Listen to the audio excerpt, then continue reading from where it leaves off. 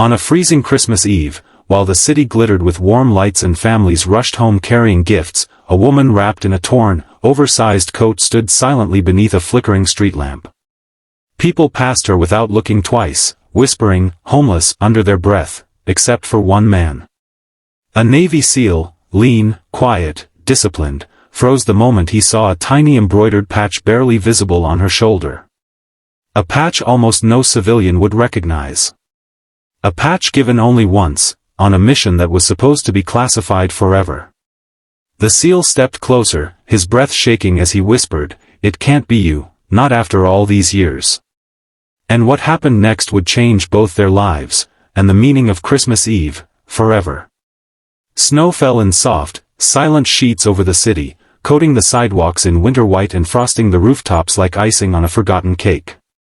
The night smelled of pine trees and cinnamon drifting from bakery windows, a stark contrast to the bitter cold biting at the face of the woman standing alone on Pinehurst Avenue. Her hair, once thick and dark, now fell tangled around her shoulders, partially covered by a hood that had been torn weeks earlier during a storm. She clutched a paper cup, empty, not for coins, but for warmth. People avoided her eyes, the way people often avoid anything that reminds them of fragility, of brokenness.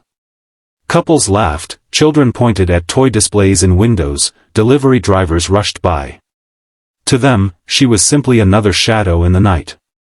But she had a name, once. Elara Trent. A name whispered in military corridors. A name printed on reports with "classified" stamped across the top. A name spoken with respect, until the day she vanished. Elara had once been part of something bigger than herself, a mission no one was supposed to survive, much less return from. But life had a way of pushing even the strongest warriors to their knees. She had lost her home, her team, her sense of purpose. And so she wandered, not because she had no place to go, but because she no longer believed she deserved one.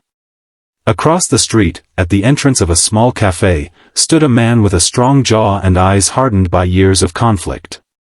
Callum Hayes, a Navy SEAL known for his silence more than his victories, had stepped outside to escape the warmth inside, which only made him feel more alone. He rubbed his hands together, ready to head back in, when he glanced toward the street lamp, toward her. At first, he saw only the outline of someone forgotten by society, until the wind lifted her coat slightly, revealing a worn patch stitched near her shoulder. He blinked. Once. Twice. His lungs emptied. The patch displayed a tiny silver star over a crimson thread, a miniature version of the Christmas Eve insignia. A patch awarded only once, given to the sole survivor of a mission that had saved thousands, but taken nearly everything in return. A mission only 6 people in the world knew the truth about, Callum being one of them. "No," he whispered, stepping off the curb without realizing it. His heart hammered, memories rushing into his mind like a tidal wave, cold desert nights, whispered coordinates, gunfire echoing across stone walls, the explosion that separated them. He had mourned her. He had attended the hidden memorial.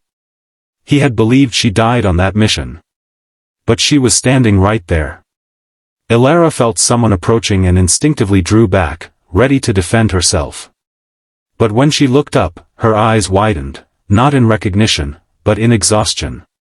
Callum saw that look, the one that said she no longer expected kindness from anyone.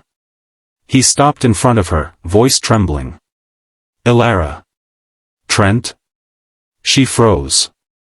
For a moment, something sparked in her eyes, fear, disbelief, maybe even a flicker of recognition she had tried to bury. "I don't know that name anymore," she whispered. Callum's breath caught. He remembered her last words before their team split, "If one of us makes it, we carry the others with us." She had kept him alive then.